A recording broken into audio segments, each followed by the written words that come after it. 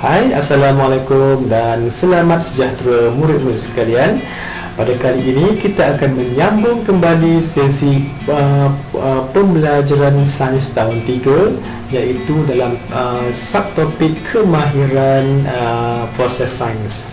Okey, kita lihat pada minggu lepas kamu dah belajar 4 kemahiran proses sains. Okey, yang pertama iaitu memerhati, yang kedua ialah mengukur dan menggunakan nombor, yang ketiga mengelas, dan yang keempat ialah membuat inference. Pada kali ini cikgu akan menerangkan lagi 2 kemahiran proses sains, iaitu berkomunikasi dan juga meramal. Okey, mari kita lihat sama-sama. Cikgu ingin kamu sediakan buku teks sewaktu menonton video ini supaya kamu diberi memahami dengan lebih mendalam tentang apa yang diajar. Okey,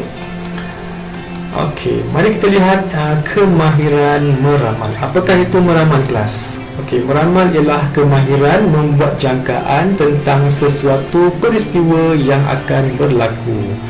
Ramalan yang dibuat mungkin benar atau tidak benar. Okey, kita lihat contoh pada gambar ini. Okey, gambar ini menunjukkan satu situasi cuaca yang mendung. Jadi, apakah yang akan berlaku selepas itu? Apakah ramalan kamu? Jadi, mungkin kamu akan menjawab hujan akan turun, dan ada yang mengatakan bahawa hujan tidak akan turun. Jadi, ramalan kamu itu mungkin benar ataupun tidak benar, tetapi mengikut pemerhatian dan jangkaan tentang sesuatu peristiwa yang berlaku. Okey, tetapi selalunya kalau cuaca sudah nampak mendung, kemungkinan besar hujan akan turun. Okey, seterusnya kita lihat situasi pada gambar ini pula. Ramalkan keadaan yang akan berlaku jika salah seorang pemain tidak menggerakkan kakinya dalam permainan ini. Okey, lihat pada gambar yang cikgu telah bulatkan di bawah itu. Jikalau salah seorang pemain tidak menggerakkan kakinya, okey, jadi mungkin ada pemain yang akan jatuh, ataupun kedua-dua pemain dalam satu kumpulan akan jatuh. Itu adalah ramalan kamu, ataupun ramalan tentang situasi ini. Okey, seterusnya pula kita lihat pada gambar ini pula. Apakah ramalan kamu terhadap warna krim yang seterusnya? Kalau kita lihat di sini, krim yang pertama berwarna putih, yang kedua merah, yang ketiga kuning, yang keempat kembali putih, merah dan kuning. Daripada turutan ini, kamu boleh meramalkan bahawa krim yang seterusnya ialah berwarna putih. Okey, dan kita lihat pula pada gambar ini yang terakhir ini. Okey, apakah ramalan kamu terhadap pergerakan bola ini? Okey, situasi seorang pemain ingin menyepak bola. Okey, ramalan yang pertama, kemungkinan bola akan masuk ke dalam gawang gol.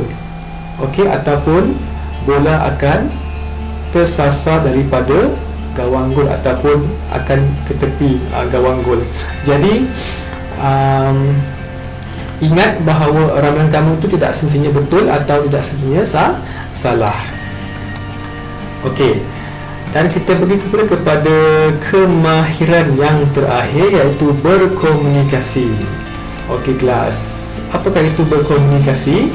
Berkomunikasi ialah kemahiran memberikan penerangan tentang tindakan, objek atau peristiwa menggunakan perkataan atau simbol, grafik seperti jadual, graf, rajah atau model. Maksudnya di sini kamu kena pandai memberikan penerangan tentang apa yang terkandung dalam grafik, bahan grafik seperti jadual, graf, rajah ataupun model. Okey, mari kita lihat pada gambar ini.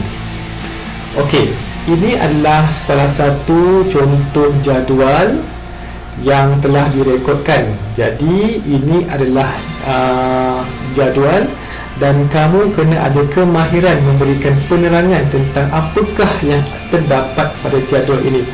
Okey. Murid tahun 3 telah mengumpulkan maklumat bilangan murid dalam kelas mengikut jenis buah-buahan kegemaran mereka. Maklumat tersebut direkodkan dalam bentuk jadual. Okey. Seterusnya, okey, daripada jadual tadi, kamu boleh menukarkannya dalam bentuk lain pula. Sebagai contoh ialah dalam bentuk graf ataupun carta palang. Okey.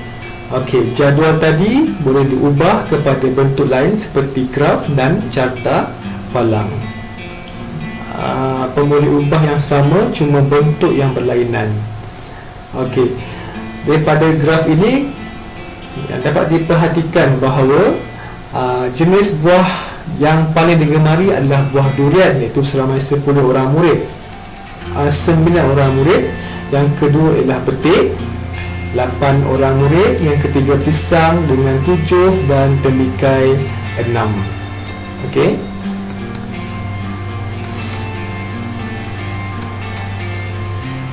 Okey, jadi cikgu harap kamu faham tentang apa yang cikgu telah sampaikan pada kali ini.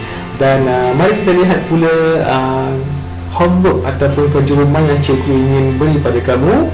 Dan kali ini cikgu ingin menggunakan buku aktiviti Sains tahun 3 sebagai bahan untuk kamu buat kerja rumah semasa di rumah inilah. Jadi buku aktiviti, kamu lihat muka surat yang pertama sehingga yang ketiga. Okey, mari kita lihat pula latihan yang pertama.